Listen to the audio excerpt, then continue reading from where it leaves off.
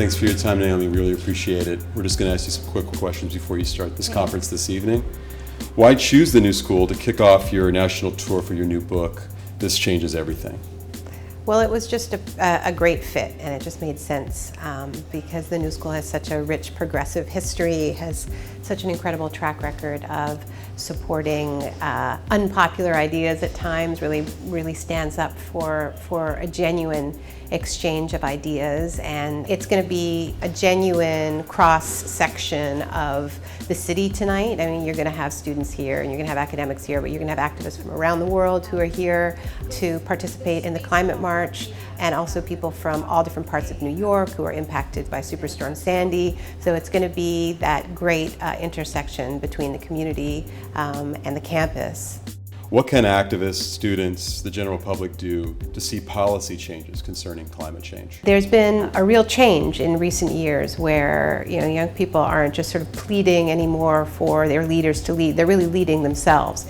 And you see this, I think, most dramatically with the fossil fuel divestment movement, with students holding their leaders at their schools accountable and saying, look, if you believe in my future, you're preparing me for the future, and I'm grateful for that. You can't simultaneously bet against that future by investing your money with fossil fuel companies who have essentially declared war on all of our futures by laying claim to 5 times more carbon than the atmosphere can absorb.